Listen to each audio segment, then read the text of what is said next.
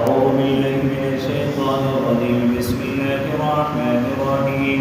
الرجال قوامون على النساء بما فضل الله بعضهم على بعض وبما أنفقوا من أموالهم فالصالحات قانتات حافظات للغيب بما حفظ الله واللاتي تخافون نشوزهن فعظوهن واهجروهن في المضاجع واضربوهن فإن أطعنكم فلا تبغوا عليهن سبيلا إن الله كان عليا كبيرا.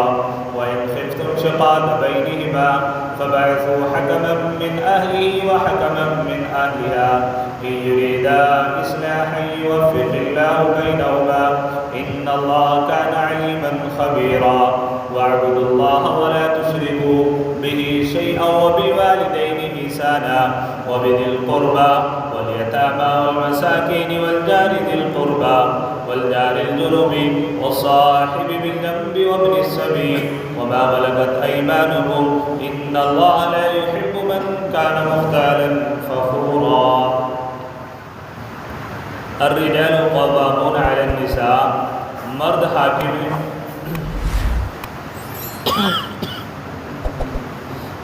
حاکم ہیں عورتوں پر. بما فضل اللہ بعضهم علی بعض، اس واسطے کہ بڑائی دی اللہ نے ایک کو ایک پر. وبما انفقوا من اموالہم، اور اس واسطے کہ خرچ کیا انہوں نے اپنے مال کو عورتوں پر. فالصالحات قانتات، پھر جو عورتیں نیک ہیں سو تابعدار ہیں.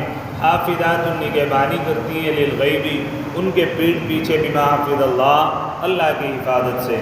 واللاتی تخافون، اور جن کی بدخوئی کا ڈر ہو تم کو.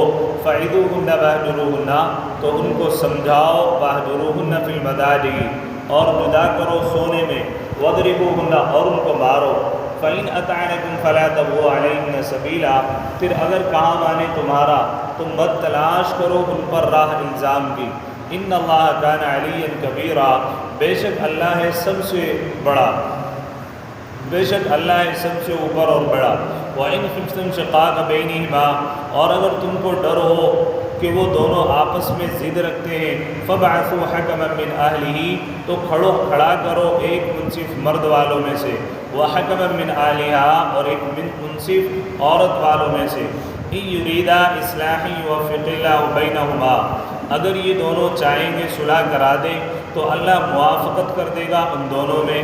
ان اللہ کان علیما خبیرا، بے شک اللہ سب کچھ جاننے والا خبردار ہے. واعبدوا اللہ، اور بندگی کرو اللہ کی. ولا تشرکوا، اور اس کے ساتھ میں شریک نہ کرو. بہ شیئا، اس کا کسی کو. وبالوالدین احسانا، اور ماں باپ کے ساتھ نیکی کرو. وبذی القربی، اور قرابت والوں کے ساتھ. والیتامی، اور یتیموں کے ساتھ. والمساکین، اور فقیروں کے ساتھ. والجار ذی القربی، اور ہمسائے کے ساتھ، ہمسایہ قریب کا. والجار الجنوبی، اور ہمسایہ اجنبی. والصاحب بالجنب، اور پاس بیٹھنے والے. وابن السبیل، اور مسافر کے ساتھ. وما ملکت ایمانکم، اور اپنے ہاتھ کے مال یعنی غلام بادیوں کے ساتھ. ان اللہ لا يحب من كان مختالا فخورا، بے شک اللہ کو پسند نہیں آتا اترانے والا اور بڑائی کرنے والا.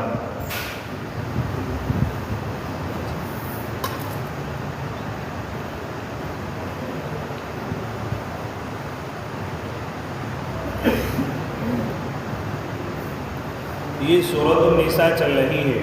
گزشتہ آیات میں اللہ رب العزت نے عورت کے تمام حقوق کو بیان کیا تھا کہ زمانۂ جاہلیت میں عورتوں کے ساتھ میں کیا سلوک کیا جاتا تھا. وہ تمام کی تمام باتیں بھی آپ لوگوں کے سامنے آئی تھی. اور پھر اسلام نے عورتوں کو کیا کیا حقوق دیے اور ان کی حفاظت کے کیا کیا سامان کیے، وہ تمام کی تمام باتیں بھی آپ کے سامنے آ چکی ہیں.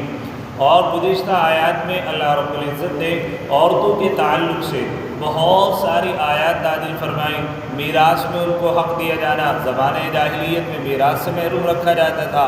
ایسے ہی ان کے لیے مہر کا متعین ہونا اور ان کے نان نفقہ متعین ہونا، یعنی ان کو کھانا خرچہ دینا، جبکہ زمانے جاہلیت میں ایسا نہیں ہوتا تھا اور میراث سے بھی ان کو محروم رکھا جاتا تھا۔ ایسے ہی عورت کو زمانے مخصوص ایام میں جب اس کو اچھوت بنا دیا کرتے تھے، اس کو اچھوت نہ بنانا، یہ تمام کی تمام جو پابندیاں لوگوں نے عورتوں کے اوپر عائد کر رکھی تھی، ان تمام کی تمام پابندیوں سے اسلام نے عورت کو نکالا اور تمام کے تمام جو اس کے حقوق تھے ان حقوق کو اسلام نے آ کر ان کے حقوق کو دلوایا۔ اور رسول اللہ صلی اللہ علیہ وسلم نے مدینہ المنورہ میں اور آپ کی موجودگی میں جہاں تک اسلام پھیل چکا تھا وہاں تک یہ تمام کے تمام احکام نافذ کیے جاتے تھے۔ اب یہاں پر اللہ رب العزت نے جیسا گزشتہ آیات میں عورتوں کے حقوق کو بیان کیا، اب یہاں پر اللہ رب العزت مردوں کے حقوق بیان کر رہے ہیں۔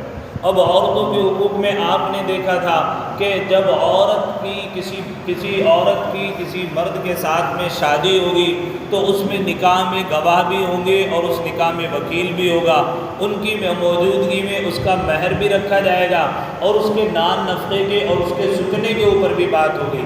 اگر کوئی مرد عورت کو تکلیف دیتا ہے، اس کا مہر ادا نہیں کرواتا یا اس کے نان نفقے میں اور سکنے میں کسی طرح کا کوئی اس کو حقوق ادا نہیں کرتا عورت کے، تو اب قاضی کی ذمہ داری ہوتی ہے کہ اس عورت کے تمام حقوق جو اس سے وابستہ ہیں وہ تمام کے تمام حقوق دلوائے۔ یہ ساری کی ساری باتیں گزشتہ آیات میں موجودہ حالات کی بنیاد پر بھی آ چکی تھی۔ آج بات ہے الرجال قوامون، مردوں کے حقوق اللہ رب العزت نے بیان کیے کہ مرد حاکم ہیں عورتوں پر۔ اب یہاں پر ایک موٹی سی صاف بات یہ سمجھ لیجیے، اللہ تعالیٰ نے یوں کہا کہ مرد حاکم ہے عورتوں پر، اور آج کا چونکہ لبرل زمانہ ہے، ساری کی ساری دنیا یہ راگ لاپ رہی ہے کہ عورت اور مرد دونوں برابر ہیں اور ان کو یکساں حقوق دینے چاہیے، ان کو برابر حقوق دینے چاہیے۔ حالانکہ قرآن نے تو یوں کہا الرجال قوامون علی النساء کہ مرد حاکم ہے عورتوں کے اوپر۔ اب یہاں پر ایک سوال کھڑا ہوتا ہے، لوگ آج کے زمانے میں اعتراض کریں گے کہ مرد کو حاکمیت کیوں دی گئی؟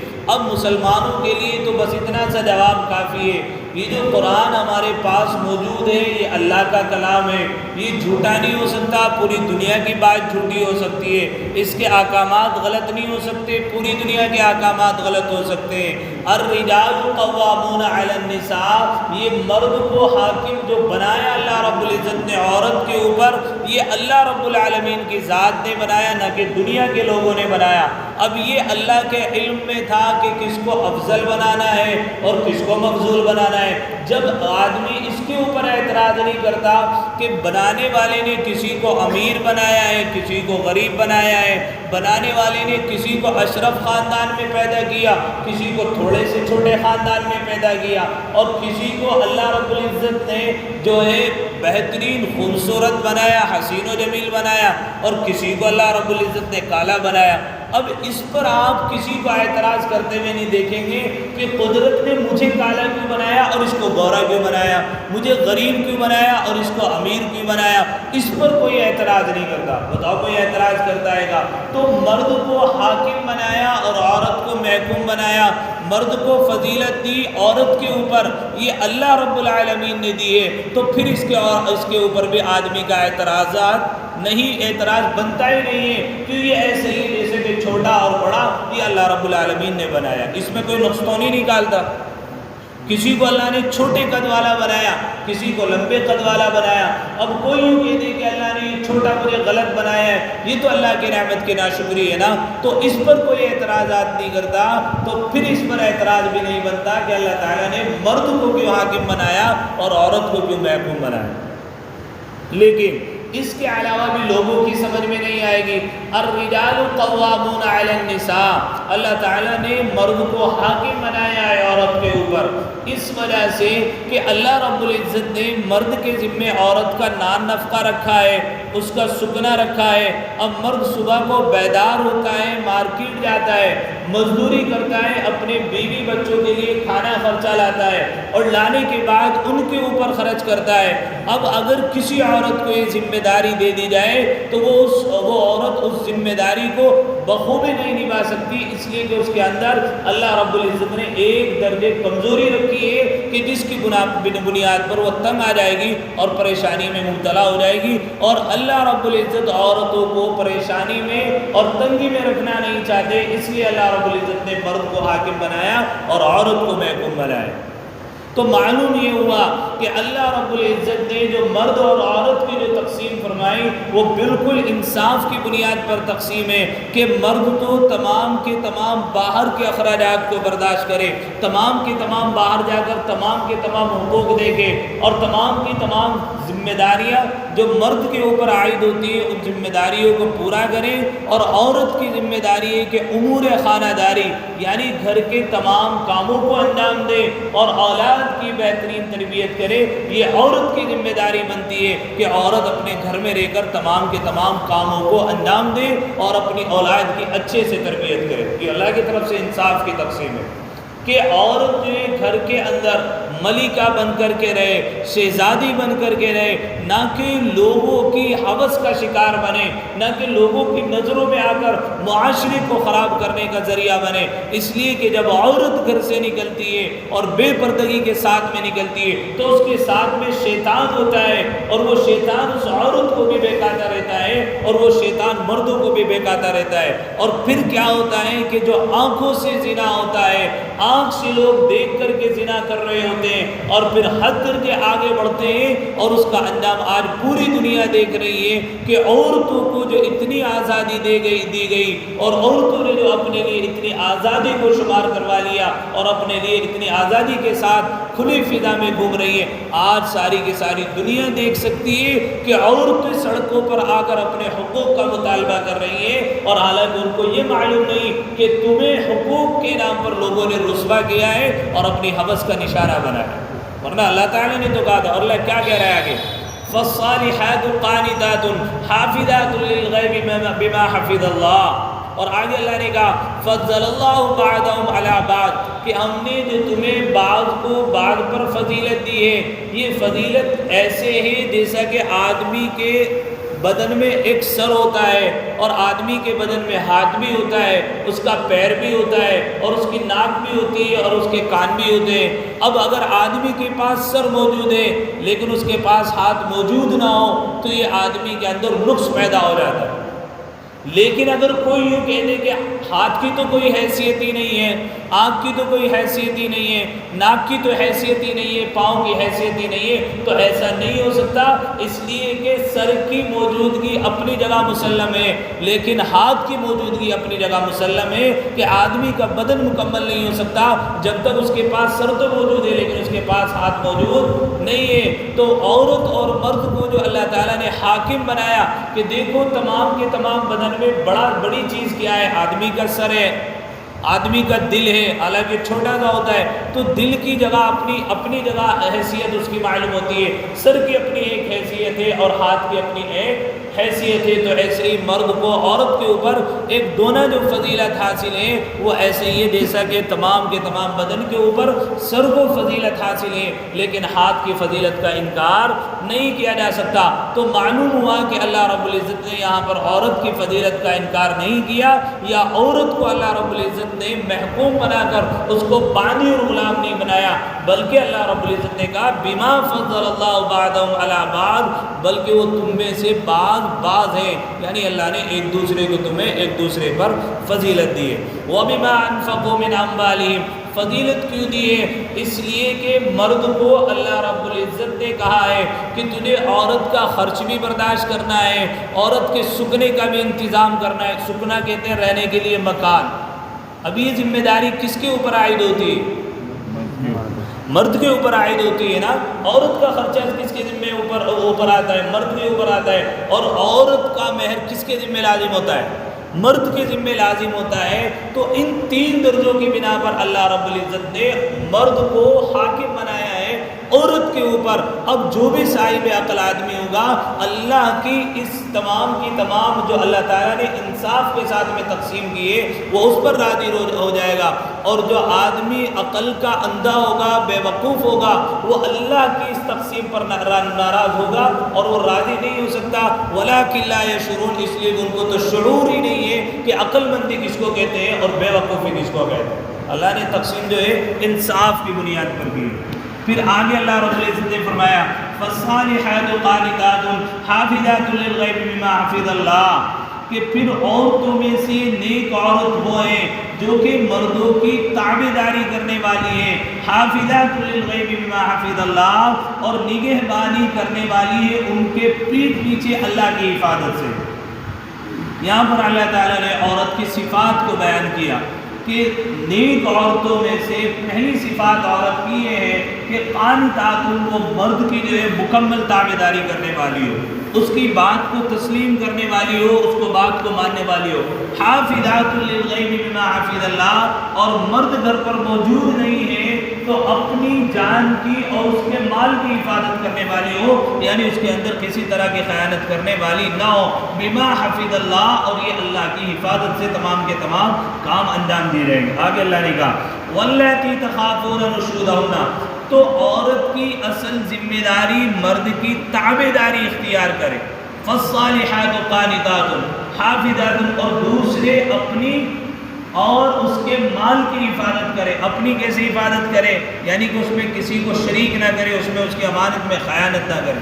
اب عورت کی ذمہ داری ہے، لیکن معاشرہ چونکہ جہاں پر برائی ہوتی ہے اچھائی ہوتی ہے وہاں پر برائی بھی جنم لیتی ہے۔ اب ایسا تو نہیں یہ تمام کی تمام صفات ہر عورت کے اندر پائی جائے، ہو سکتا ہے ابتدا میں ہو اور بعد میں نہ پائی جائے، یا شروع میں تو خراب عادتیں ہو اور بعد میں ختم کر لیں اور نیکی کی طرف مائل ہو جائے۔ یہ تو انسانیت کی خاصیت ہے کہ کبھی تو اس کے اندر اچھائی کا مادہ بڑھ جاتا ہے، اس کے اندر نیکی کی رغبت بڑھ جاتی ہے اور یہ نیکیوں پر چل پڑتا ہے، اور کبھی اس کے اندر جب برائی کا خاصہ بڑھ جاتا ہے اور یہ اللہ کی نافرمانی کرتا ہے اور معصیت میں مبتلا ہو جاتا ہے تو پھر بندہ گناہوں کی طرف بڑھتا چلا جاتا ہے۔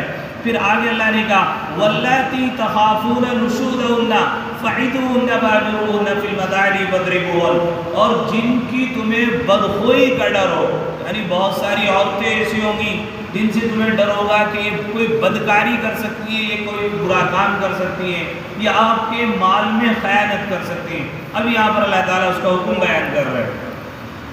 اس آیت کا شان نزول کچھ یوں ہے، حضرت ام سلمہ رضی اللہ تعالی عنہ، یہ اللہ کے نبی حضرت جناب رسول اللہ صلی اللہ علیہ وسلم کی بیوی ہیں۔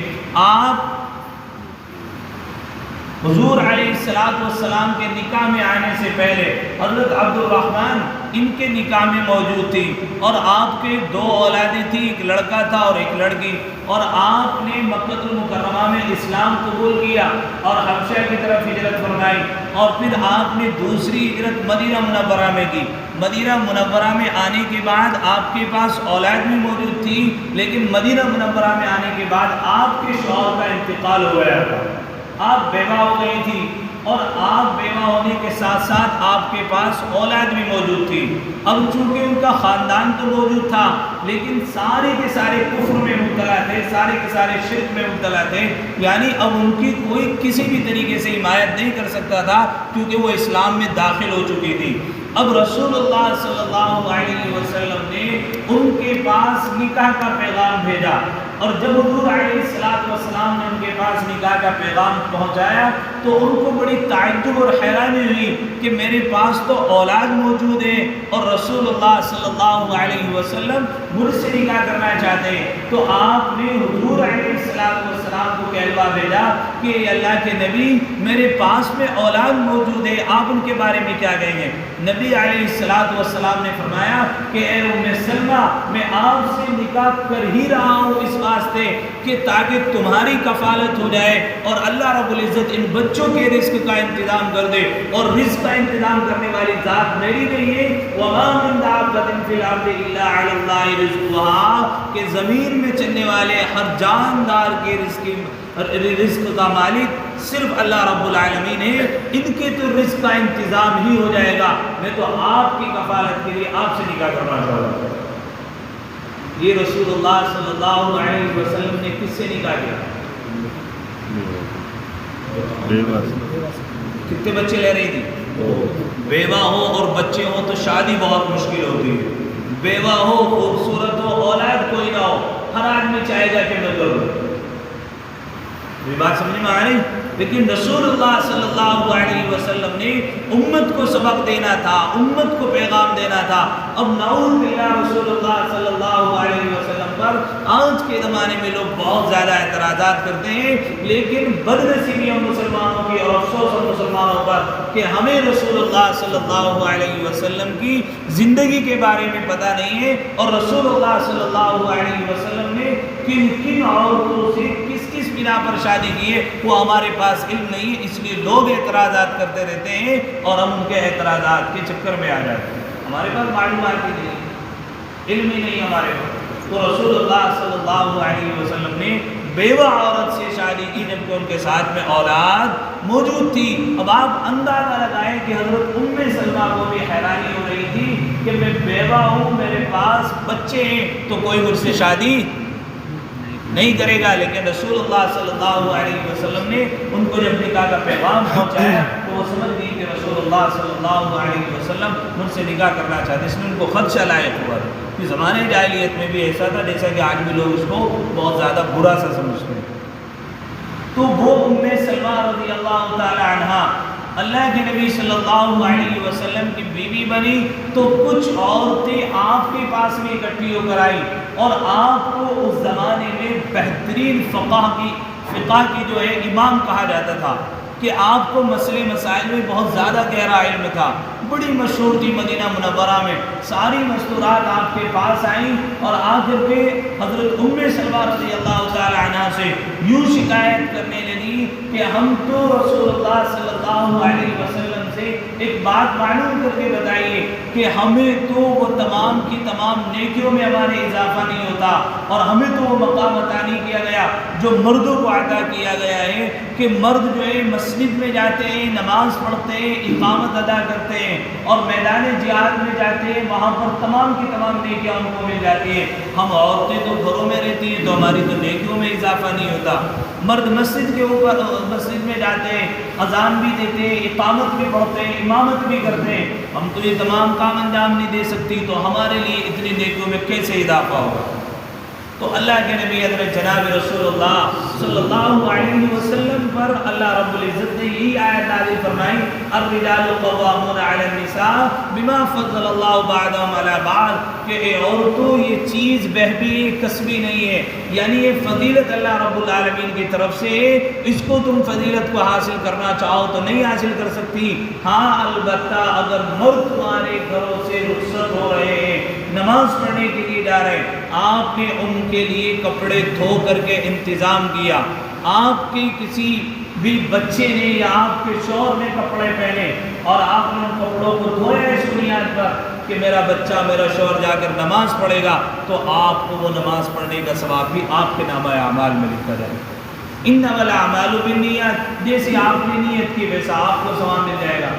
تو آج جا کے ذرا محترمہ کو بتانا ہے تب اس کو کپڑے دھوتے ہوئے تنگی نہ ہو، ہے نہیں کہ محترمہ ذرا جمعے والے دن تو اچھے کپڑے دھو کے دیا کرو، ہم جمعہ پڑھنے جاتے ہیں تو ثواب تمہیں بھی برابر ملتا ہے نہیں؟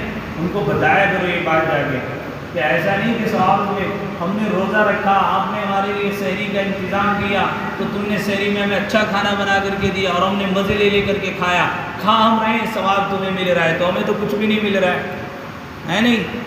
ان کو یہ ثواب بتایا کرو تاکہ وہ شوق کے ساتھ میں آپ کو نماز کے لیے لے جاتے، ہے نہیں؟ تو آگے اللہ رب العزت نے فرمایا کہ نیک عورتوں کی صفات یہ قانتات تابعدار، کون؟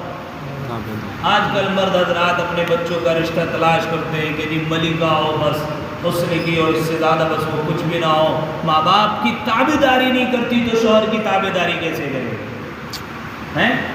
جو ماں باپ کی تابعداری نہیں کر پائی. آج کل کے ہمارے نوجوان بھی لڑکی کو بھگا کر کے لے آتے ہیں, اپنے خاندان کی عزت کو نیلام کرتے ہیں, اس کے خاندان کی عزت کو نیلام کرتے ہیں اور سوچتے ہیں کہ ہم محبت میں کامیاب ہو گئے. جو لڑکی اپنے ماں باپ کی, اپنے خاندان کی عزت کی حفاظت نہیں کر پائی, وہ بھاگ کر آپ کے ساتھ میں آپ کی عزت کی حفاظت کیسے کر لے گی؟ سمجھ لینا چاہیے آپ. اور آج کل کے نوجوان کیا سمجھتے ہیں کہ اگر اس کام میں وہ ملوث ہو کر ذرا پار لگ گئے تو یہ کہتے ہیں کہ ہماری محبت کامیاب ہو گئی. حالانکہ یہ ساری کی ساری محبتیں ہم نے اپنی آنکھوں سے ناکام ہوتے ہوئے دیکھا ہے. اور ایسے گھروں کو جو بھگا کر شادی کرتے ہیں اور لے کر کے بھاگ جاتے ہیں, اور پھر ہم نے ایسی شادیوں کو ہمیشہ ناکام ہوتے ہوئے دیکھا. کوئی اکا دکا کوئی کامیاب ہو گئی تو ہو گئی ہو, باقی چند دنوں کے بعد سب معلوم ہو جاتا ہے کہ اس کو کتنی کس سے محبت ہے. تو اس کو دماغ میں سے بالکل نکال دینا چاہیے.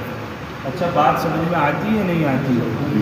جو ماں باپ کی عزت کی حفاظت نہیں کر پائی, ان کے ساتھ میں کھلواڑ کر کے پورے خاندان کو چھوڑ کے عزت کو نیلام کر کے تمہارے ساتھ میں چلی آئی, تمہیں امید ہے کل کو تمہاری حفاظت کر لے گی. وہ ہو رہا ہے نا ہمارے ملک میں چل رہا ہے ابھی, آپ سمجھ رہے ہوں میری بات, کیا کچھ ہو رہا ہے, وہ کر نہیں پائے ہے نا. اور یہ سچی بات ہے کہ عورت جب کمانا شروع کرتی ہے نا تو پھر وہ کچھ نہیں دیکھتی ہے ضد میں. تو اللہ کیا کرے, واللاتی تخافون نشوزہن, اور جن کی بدخوئی کا ڈر ہو تم کو, فعظوہن, تو ان کو سمجھاؤ. کیا کرو بھائی؟ اب ہوتے کیا ہے, ذرا سا لڑکی میں چڑچڑا بنایا, ماں باپ نے ڈانٹنا شروع کر دیا, مارنا شروع کر دیا, یا بیوی کی ذرا سی کوئی غلط فہمی دیکھی, غلط فہمیاں زیادہ ہوتی ہیں چونکہ گھروں میں, اور بس بجانا شروع کر دیا. اللہ کیا کہہ رہے, واللاتی تخافون, اگر ان کی تم میں کوئی بدخوئی معلوم ہو, فعظوہن, تو ان کو سمجھاؤ. کیا کرو پہلے درجے میں؟ عورتوں کو سمجھاؤ. واہجروہن فی المضاجع, اگر سمجھانے کے باوجود بھی تمہاری بات نہ مانے تو جدا کر دو سونے میں اپنے بستر کو.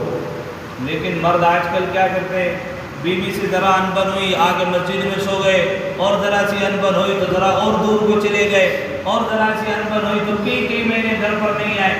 کیا واہجروہن, اس کا علاج یہ نہیں ہے کہ عورتوں سے تمہاری ذرا لڑائی ہوئی تو تم نے گھر کو چھوڑ دیا, بلکہ اسی گھر میں موجود رہو فی المضاجع, لیکن بستر سے ان کے دور رہو. ابھی تو اس کو احساس ہوگا نا کہ میرا مرد گھر میں موجود ہے لیکن پھر بھی میرے سے بات نہیں کر رہا ہے, اور پھر بھی میرے سے بات چیت نہیں کر رہا, میرے پاس نہیں لگ رہا ہے. تبھی تو احساس ہوگا. اب تم باہر جا رہے ہو, اب وہ گھر پر پڑی ہوئی ہے, اللہ جانے وہ کیا کر رہی ہوگی اور تم جانے کیا کر رہے ہو. تو اگر تمہیں خدشہ ہو اس کی بدخوئی کا, فعظوہن, نمبر 1 پہلے اس کو سمجھاؤ, اور دوسرے نمبر پر اپنا بستر اس کے بستر سے کیا کر دو, جدا کر دو. وَضْرِبُوهُنَّ, اور اگر پھر بھی وہ نہ مانتی ہو, وَضْرِبُوهُنَّ, تو اس کو مارو. لیکن مارنا اللہ کے نبی حضرت جناب رسول اللہ صلی اللہ علیہ وسلم نے ناپسندیدہ فرمایا کہ شریف آدمی جو ہوتا ہے, نیک آدمی جو ہوتا ہے, وہ عورتوں کے اوپر ہاتھ نہیں اٹھاتا, اور اگر مارنا بھی پڑ جائے تو چہرے کو چھوڑ کر کے مارا جائے. اللہ معاف کرے, آج کل ماں باپ اولاد کو مارتے ہیں یا ڈانٹتے ہیں تو سیدھے سیدھے چہرے پر تماچے مارنا شروع کر دیتے ہیں. ایسا نہیں کرنا چاہیے. یہ وَضْرِبُوهُنَّ کا حکم نازل ہوا. اللہ کے نبی حضرت جناب رسول اللہ صلی اللہ علیہ وسلم کے زمانے میں ایک صحابی نے اپنی بیوی کے چہرے پر تماچا مارا. ان کی بیوی رسول اللہ صلی اللہ علیہ وسلم کے پاس شکایت لے کر کے آئی کہ آج میرے شوہر سے میری کچھ بات ہو گئی تھی اور انہوں نے مجھے مارا ہے. رسول اللہ صلی اللہ علیہ وسلم نے کہا کہ جتنا تمہیں مرد نے مارا ہے اتنا تم بھی مارو, یعنی کہ انتقام لے لو. ابھی رسول اللہ صلی اللہ علیہ وسلم نے یہ بات کہی تھی, لیکن اللہ رب العالمین نے حکم نازل فرمایا کہ وَضْرِبُوهُنَّ, اگر مرد نے عورت کو مارا ہے اس کی بدخوئی کی بنا پر تو پھر عورت سے انتقام نہیں دلوایا جائے گا. بدخوئی پہ تو مارتا ہے کوئی.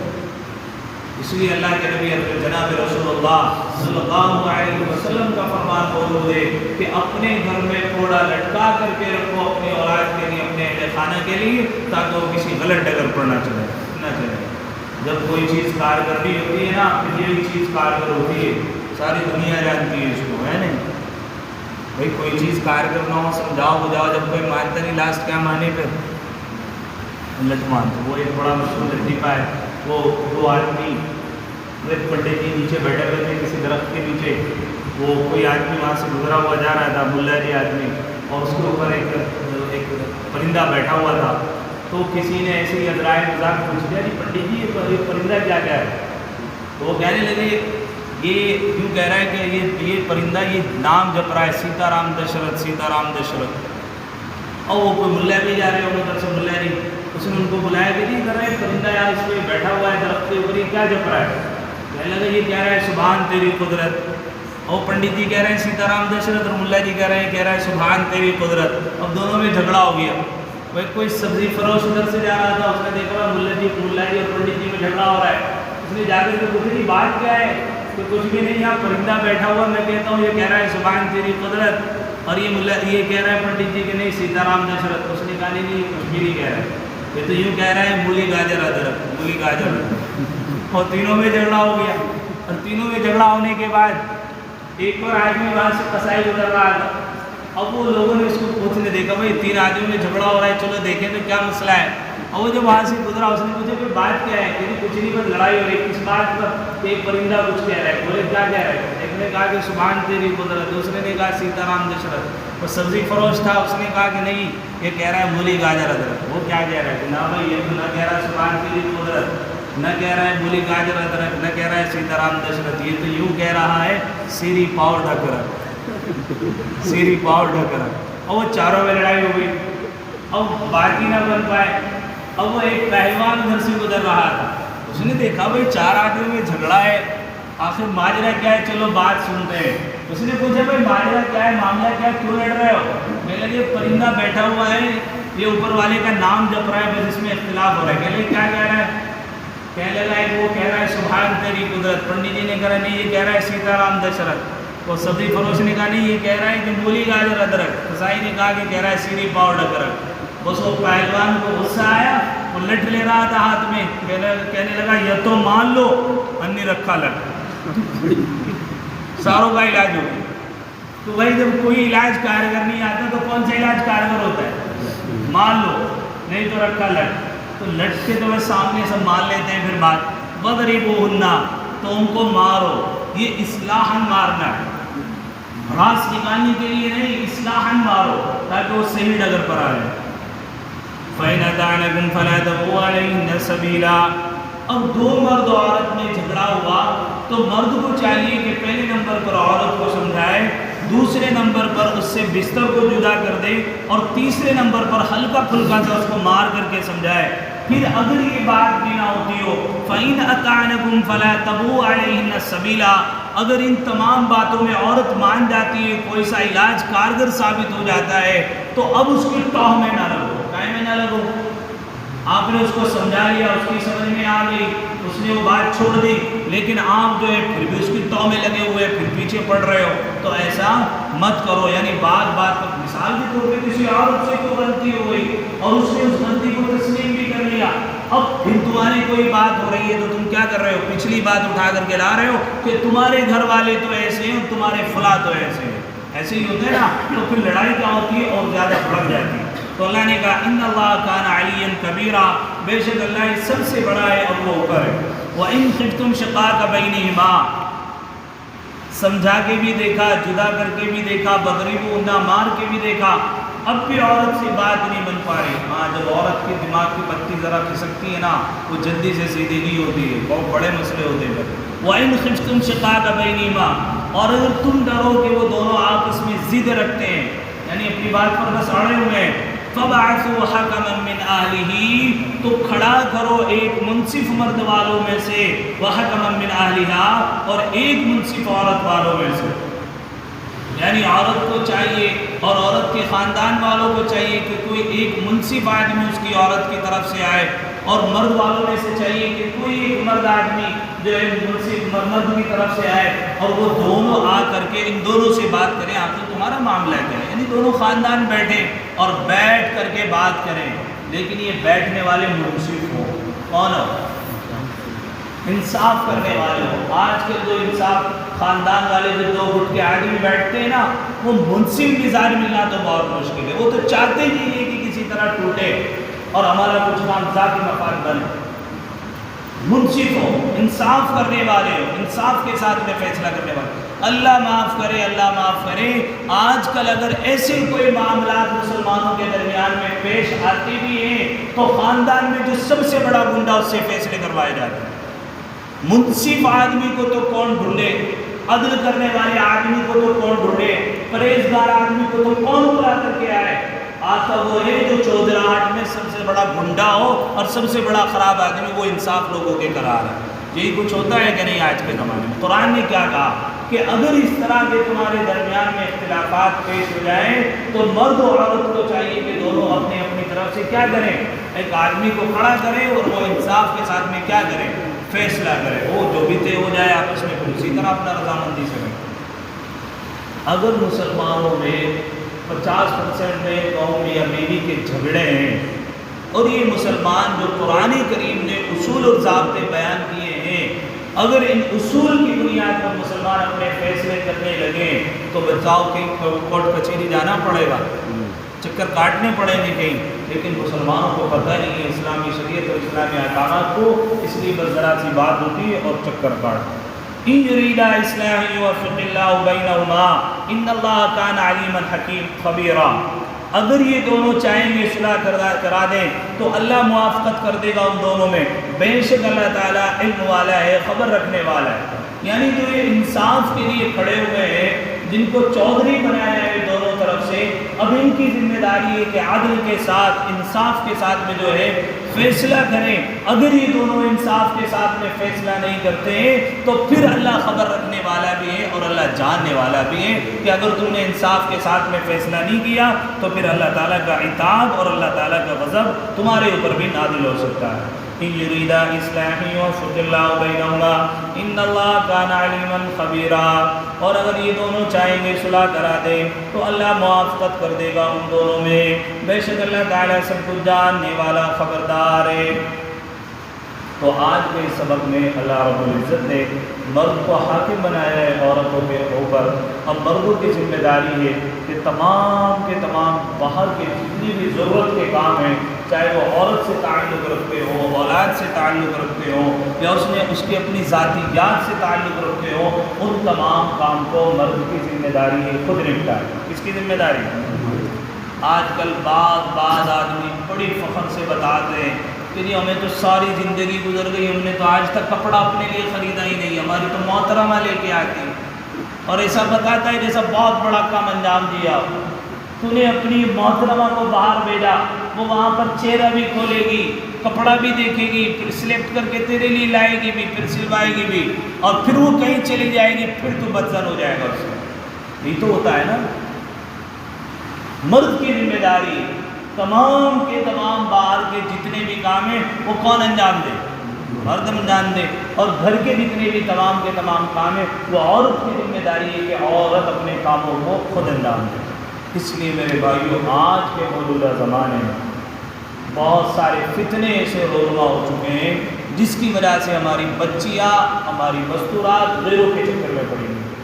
مسلمانوں کو ضرورت ہے کسی پیسے کی، گھر گھر میں کھلا ہوا ہے، یہ بینک، یہ فائننس والے، یہ لون والے، عورت کو بتا رہی ہے، مرد اپنی عورت کو کہہ رہا ہے تم لا کر کے دو، تمہیں مل جائے گا، ہمیں تو ملے گا نہیں.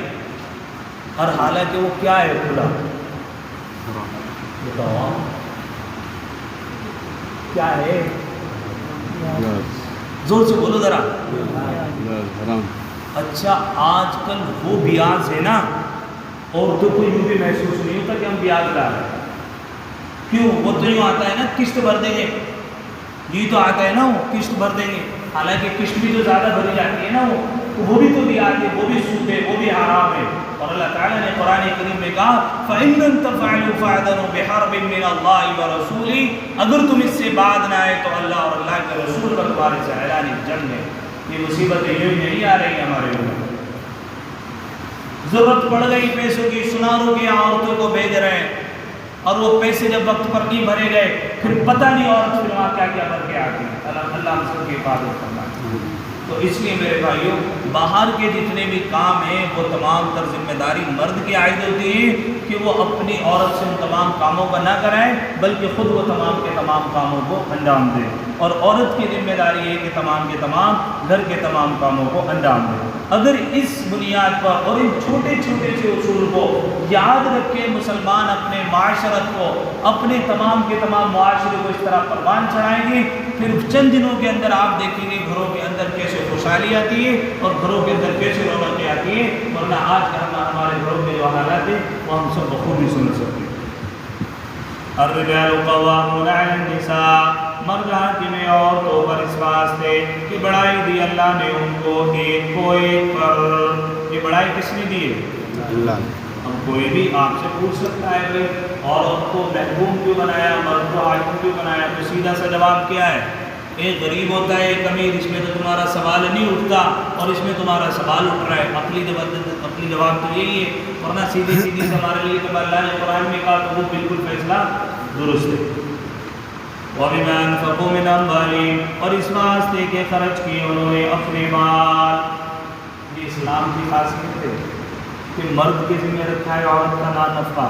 یورپ کے اندر جائیں، مرد کے ساتھ میں عورت برابر کی شریک ہے کہ اگر ان دونوں کا خرچہ 10,000 روپئے مہینہ ہے گھر کا، تو عورت کی ذمہ داری ہے کہ 5,000 وہ بھرے گی اور 5,000 مرد بھرے گا۔ کہاں سے لائے گی وہ بیچارہ؟ تو یہ عورت کے لیے تنگی ہے کہ نہیں ہے؟